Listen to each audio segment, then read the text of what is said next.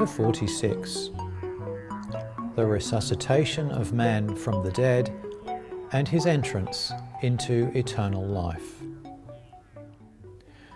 When the body is no longer able to perform its functions in the natural world corresponding to the thoughts and affections of his spirit, which he has from the spiritual world, then man is said to die. This takes place when the respiration of the lungs and the beatings of the heart cease. But yet the man does not die. He is merely separated from the corporeal part that was of use to him in the world, for the man himself lives.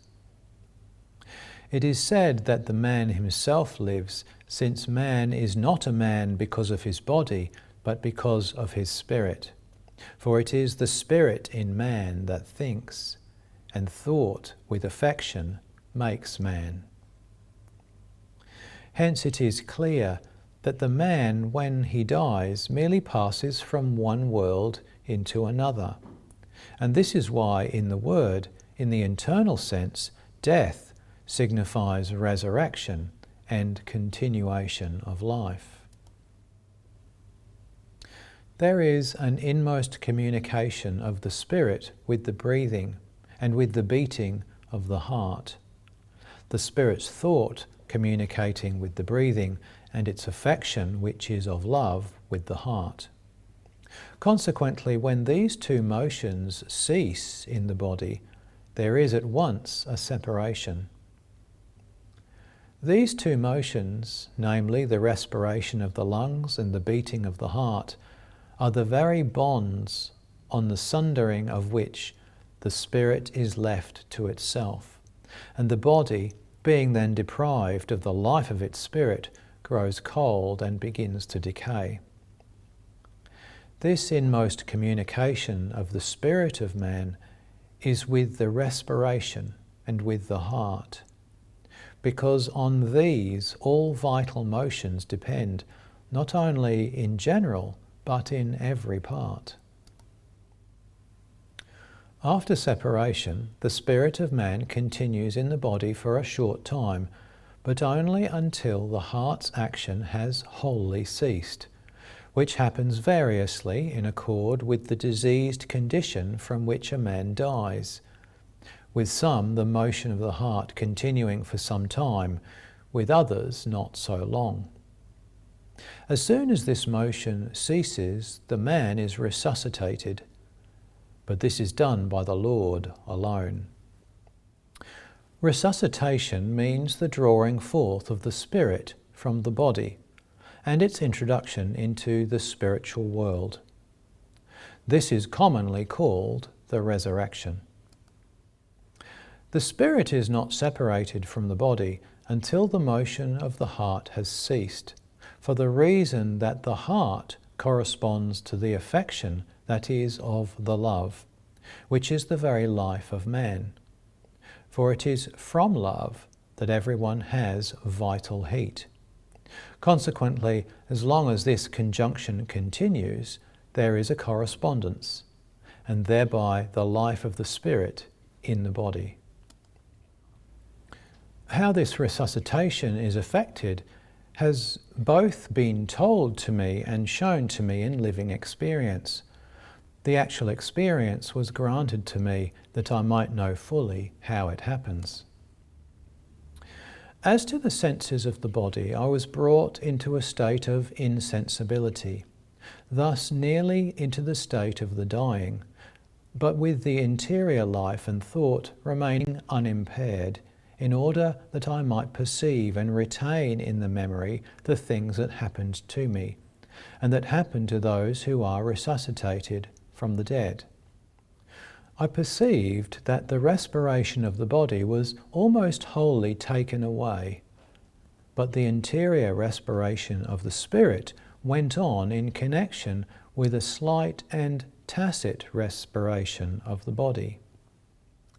Then, at first, a communication of the pulse of the heart with the celestial kingdom was established, because that kingdom corresponds to the heart in man.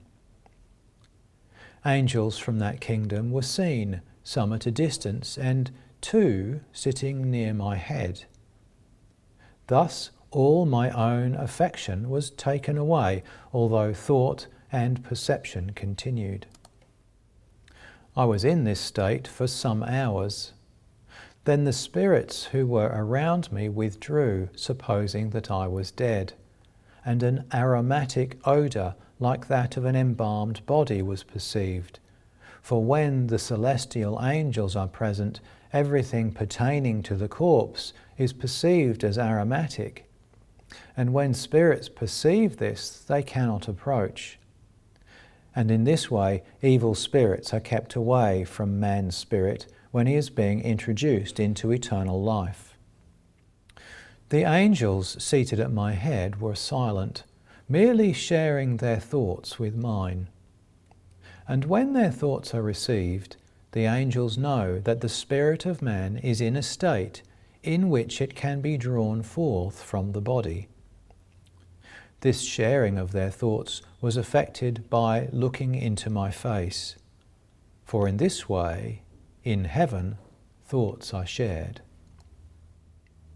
As thought and perception remained with me, that I might know and remember how resuscitation is effected, I perceived that the angels first tried to ascertain what my thought was, whether it was like the thought of those who are dying, which is usually about eternal life.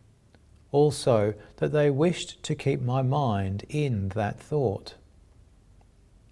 Afterwards, I was told that the spirit of man is held in its last thought when the body expires, until it returns to the thoughts that are from its general or ruling affection in the world.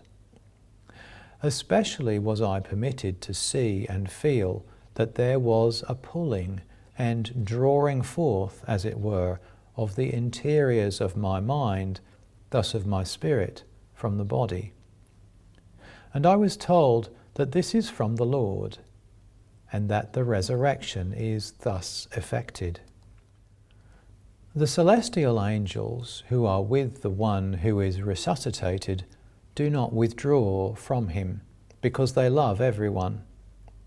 But when the spirit is such that he can no longer be associated with the celestial angels, he longs to get away from them. When this takes place, angels from the Lord's spiritual kingdom come, through whom is given the use of light. For before this he saw nothing, but merely thought. I was also shown how this happens.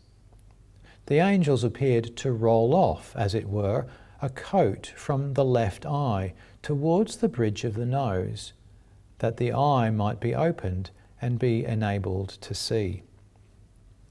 This is only an appearance, but to the spirit it seemed to be really done.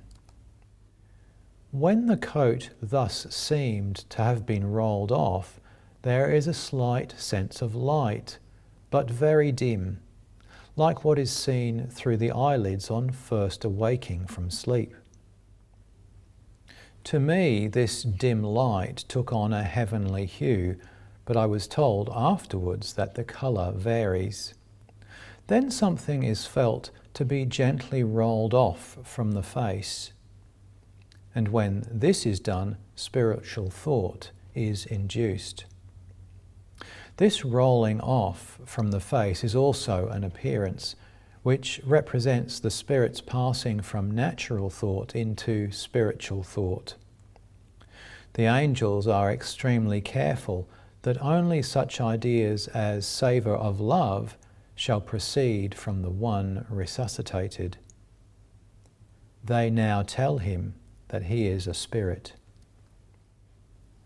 When he has come into the enjoyment of light, the spiritual angels render to the new spirit every service he can possibly desire in that state, and teach him about the things of the other life so far as he can comprehend them.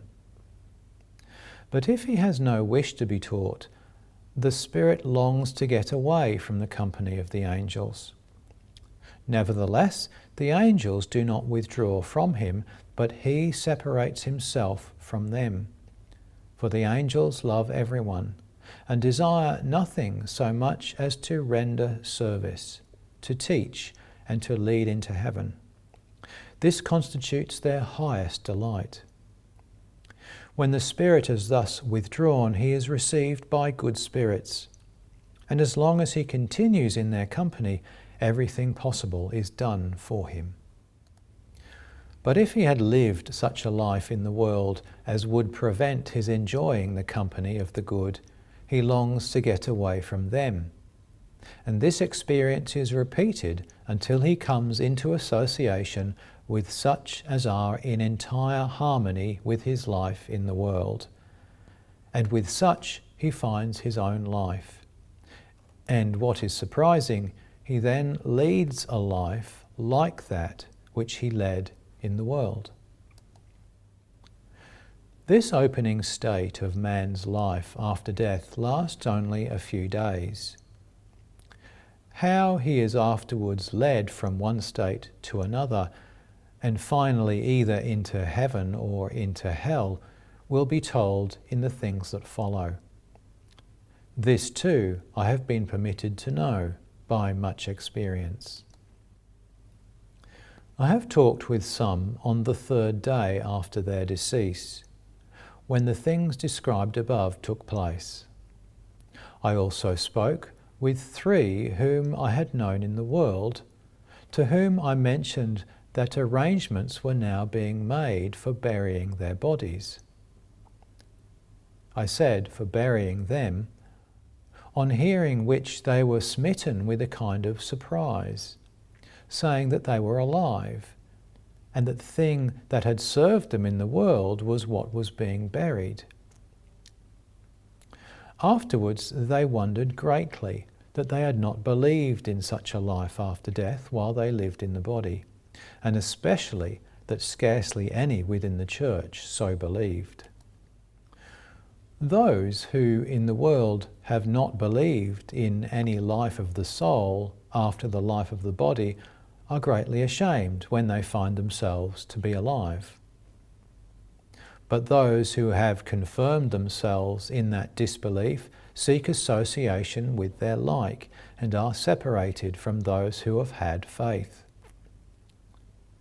Such are for the most part attached to some infernal society, because they have also denied the divine and have despised the truths of the church. For so far as anyone confirms himself against the eternal life of his soul, he confirms himself also against whatever pertains to heaven and the church.